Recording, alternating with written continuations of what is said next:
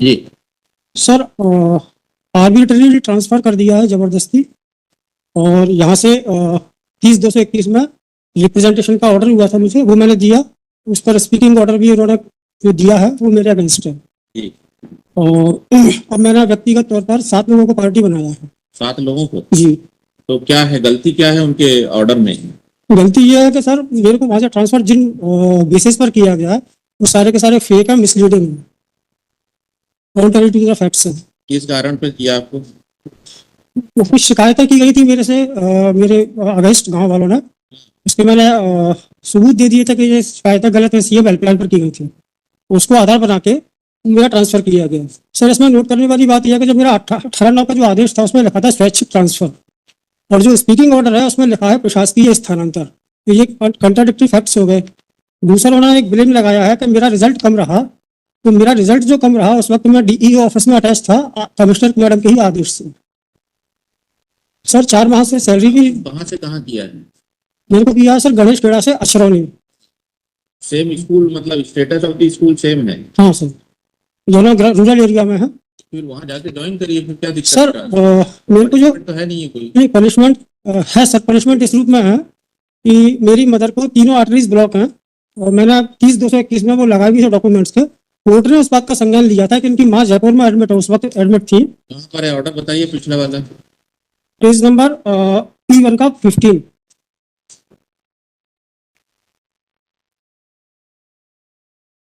क्या P1 का 15 है सर। इसमें यह है कि जब तक रिप्रेजेंटेशन डिसाइड ना हो तब तक मुझे वहां जाने से रोक लगाई थी। No course of action. तो सर कोर्स ऑफ एक्शन के तहत मेरा 4 जनवरी से वेतन रोक दिया गया है।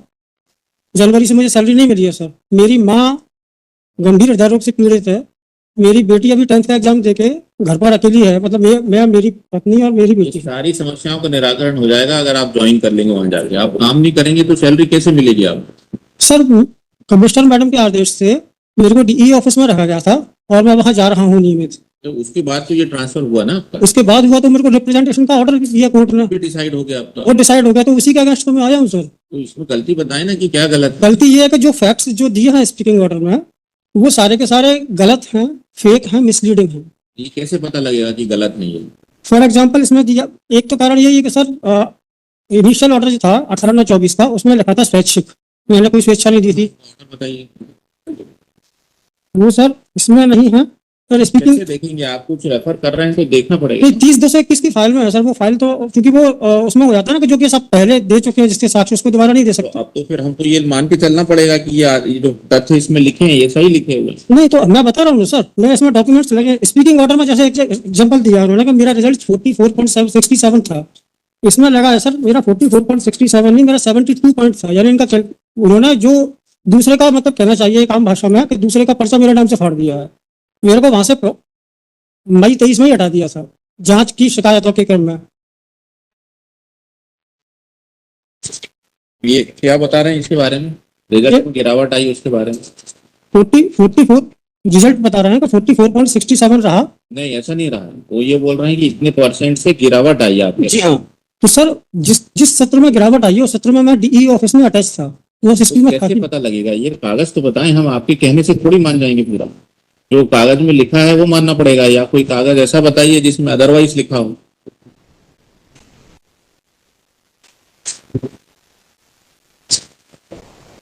सर P2 का 17 पेज नंबर 10/5/23, इसमें मुझे आदेश किया है शिकायतों की जांच के क्रम में डीई ऑफिस अटैच होने का। उस दिनांक से मैं डीई ऑफिस में ही हूँ, तब से 5 दिनांक तक। ये ट्रांसफर ऑर्डर हुआ ना उसके बाद? इसके बाद हुआ? उसके बाद भी उस ट्रांसफर ऑर्डर के अगेंस्ट स्पीकिंग ऑर्डर डिसाइड हुआ 27 मई को। उसके बाद भी मैं वहीं हूँ सर, क्योंकि मेरे नहीं है। आप जाते रहे वहां, उससे कुछ फर्क तो नहीं पड़ेगा। आपको ट्रांसफर कर दिया है, आप ट्रांसफर प्लेस पे जाते सर। ट्रांसफर गलत है ना सर, ट्रांसफर गलत किया है सर, ट्रांसफर गलत किया है सर। मेरा चौथा केस है सर कोर्ट में, कोई चौथी बार ऐसे ही नहीं आता। और मैं इसको स्वयं डिफेंड इसलिए कर रहा हूँ तो मुझे लग रहा है कि सारे केसेस मेरे दिमाग में, मैं उसको आपके समक्ष रख पाऊंगा। सर मेरी फर्स्ट जो गणेश खेड़ा में की गई थी वो पोस्टिंग भी गलत थी, उस पर भी मुझे स्टे मिला था, पर स्टे डीईओ साहब ने नहीं माना था। क्लियर स्टे था सर उस पर। सेकंड ट्रांसफर में रिप्रेजेंटेशन डिसाइड होने तक नो कोर्स ऑफ एक्शन था, कोर्स ऑफ एक्शन लिया जा चुका है सर विधन रूप पर। और रिप्रेजेंटेशन डिसाइड होने के बाद मैंने ये आपके समक्ष हाजिर हूँ। मेरा सर 26/4 को रजिस्टर हुआ था, उसमें कुछ डिफॉल्ट्स लगे थे, इसलिए थोड़ा सा विलम्ब हो गया उनको क्लियर कराने में। मेरी आपसे रिक्वेस्ट है सर, मेरी मदर बीमार है और 74 के करीब उनकी एज है, उनकी तीनों आर्टरीज ब्लॉक है, यहीं गड़कर साहब से वो कराया था। अगर मैं इतनी दूर जाऊंगा सर, 150 किलोमीटर दूर है, तो माँ को कैसे दिखवाऊंगा? कितना दूर कर दिया? 130 किलोमीटर अप्रोक्सीमेट है सर, शिवपुरी से, मेरे गृह नगर से, जहाँ मैं रहता हूँ। देख लीजिए क्या करना है, अभी बताइए। इसमें कुछ ऐसा सर एक तो उस पर स्टे चाहिए, उस ट्रांसफर पर। गलती बताएंगे तब इससे मिल पाएगा ना। ट्रांसफर मैटर है इसमें वैसे ही। सर ट्रांसफर में स्पीकिंग ऑर्डर में जो भी कारण दिए हैं, कैसे बताएं? आप कागज बताइए कि ये गलत है सर। आपके कहने बस तो नहीं मान पाएंगे ना।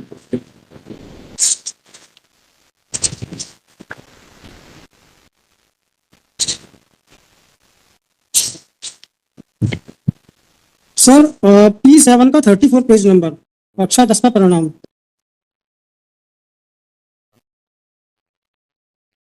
हम्म। ये सर मेरा रिजल्ट रहा था 2022-23 में, मैं उस विद्यालय में रहा था। यह 78.57 जो प्लस 1.26 था।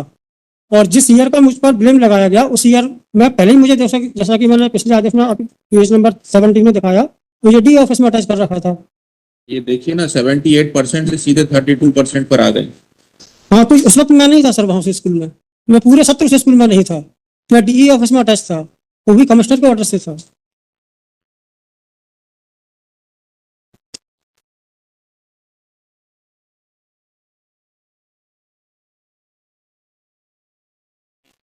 ठीक है, पर अभी इससे नहीं मिल पाएगा, इनसे जवाब मंगा लेते हैं और आप जाके ज्वाइन करिए वहां पर। सर मैं ज्वाइन नहीं कर पाऊंगा सर, मेरी आप व्यवस्था को समझें, क्योंकि वो इतना दूर है। मैं अगर वहां गया ना, तो मेरी माँ को मतलब एक प्रकार से बहुत बड़ा सेटबैक लगेगा।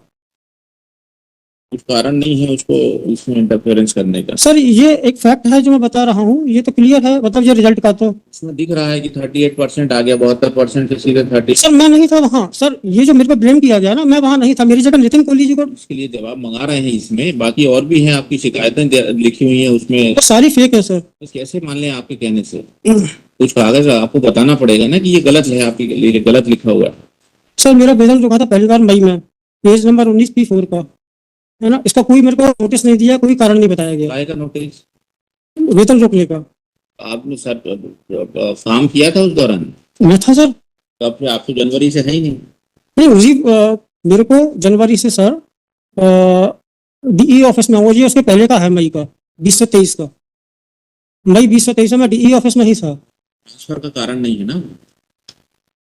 मैं तो ये ऑर्डर में गलती बताना पड़ेगी तब कुछ मिल पाएगा आपको। ट्रांसफर ऑर्डर में सबसे बड़ी गलती तो यही है सर। तो इन्होंने जो भी आरोप लगाया, मतलब एक तो ये रिजल्ट का ही हो गया, ठीक है, दूसरा इन्होंने ये जो भी आरोप लगाए हैं। आप बार बार बोल रहे हैं पर कुछ है नहीं डॉक्यूमेंट्स उसके लिए सपोर्ट है। सर सारे डॉक्यूमेंट्स लगे, प्लीज सर एक बार कंसीडर कर लीजिए। बताइए ना, वही तो पूछ रहे हैं कि कागज बता दीजिए कि ये गलत लिखा हुआ है, आप अभी कर देंगे। सर मेरी जो पूरी पेज नंबर 2 से 11 तक की जो मैंने जिसमें सब मैंने लिखा, मेरे पास 6 टाइम्स इनजस्टिस हुआ है, वो पूरा लिखा हुआ है सर, मैं आपको बता रहा हूँ सर।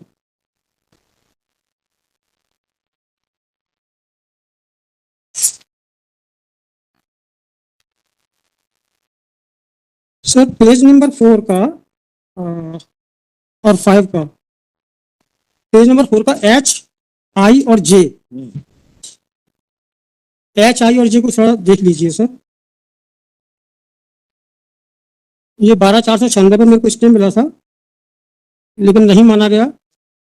H में, I में मेरे को फोर्सफुली कुछ लोगों की रिक्रूटमेंट के लिए कहा गया, तो नियम विरुद्ध होने से मैं नहीं कर पाया।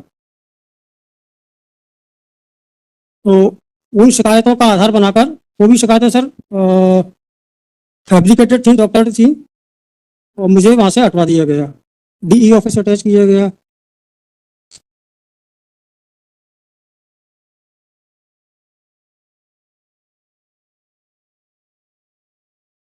हम्म।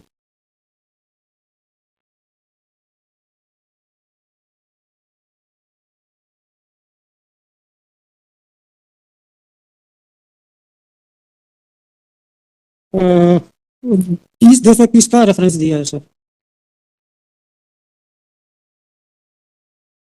तो सर ये 2-3 बार मेरे साथ, इसके पहले एक और मेरे को शिवपुरी से भोपाल गया था, मैं वहां गया था, काम किया था, 1 साल वहां रहा था। इनसे जवाब मंगा लेते हैं, सर अगर स्टे नहीं मिला तो फिर मेरा मरना हो जाएगा सर। जाके ज्वाइन करिए, सैलरी लीजिए उनसे।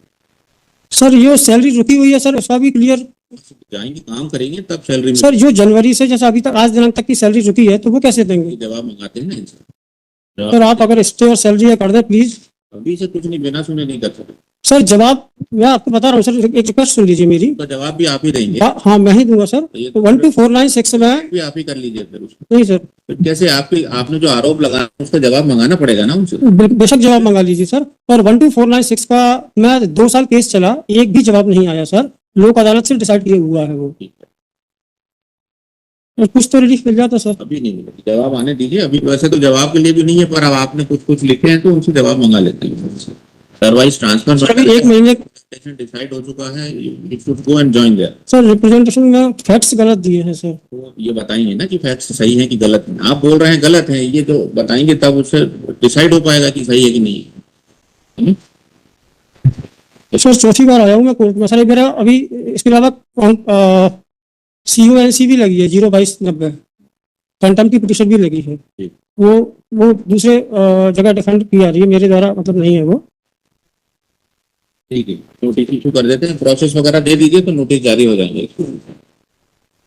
सर फिर अभी 1 महीने की छुट्टी होगी, फिर बहुत शाम हो जाएगा सर। अगर इस बीच में वो वेतन का इशू बन जाएगा सर, मैं वहाँ ज्वाइन नहीं कर पाऊंगा सर। प्लीज देखिए, कम से कम एटलीस्ट स्टे तो दे ही दीजिए। बड़ी नौकरी में है, इस चीज को ध्यान में रख के अपना कार्रवाई करिए। ये सब है ना, ट्रांसफर ऑर्डर में कोई गलत नहीं है, आप नहीं दिखा पा रहे हैं कम से कम। मैं बता रहा हूँ सर, HIJ में क्लियर लिखा है सर। आपका कहना है, इसका जवाब मंगाना पड़ेगा इनसे। आपका सेकंड राउंड है, रिप्रेजेंटेशन कंसीडर करके उन्होंने डिसाइड कर दिया, उसमें आपकी शिकायतों के बारे में हवाला है कि आपके खिलाफ में ये सब है। बिना इनके रिप्लाई की नहीं हो पाएगा ये सब। सर वो शिकायतों का मैंने जस्टिफिकेशन दे दिया था ईमेल से उन्हीं को, और मेरे पास आज भी रिकॉर्ड है वो। ये जवाब देंगे उसका। चलिए आगे सर प्लीज बस इतना कर दीजिए, वेतन का चलो ठीक है, मैं बाद में हो जाएगा, आप स्टे दे दीजिए सर प्लीज। नहीं मिलेगा, बिना उसके कैसे मिलेगा? आप बताइए, कोई आधार होना चाहिए। सर मैं बता रहा हूँ, रिप्रेजेंटेशन में जो भी फैक्ट्स दिए हैं वो गलत है। एक तो पहला तो रिजल्ट का ही है ना सर। क्यों नहीं आया? तो ये क्या पासवर्ड शुरू हो गया? अच्छा, सर जो पहला जो ट्रांसफर किया था वो स्वैच्छिक आधार था। स्पीकिंग ऑर्डर में कह रहा है कि प्रशासकीय स्थानांतरण, तो ये कंट्राडिक्टरी होगा ना। गलती तो यही समझ में आती है ना सर, अधिकार मतलब विभाग तो आदेश बताइए तो सही। आप कागज कुछ नहीं बता रहे हैं, सर प्रशासकीय की फाइल में रखा हुआ है और आप हमको सब तथ्य बता रहे हैं अपने। सर प्रशासकीय स्थानांतरण इसमें क्लियर लिखा है सर। देखिए मैं आपको बता रहा हूँ वाला कहाँ है, जब तो उससे कंपेयर कर पाएंगे ना।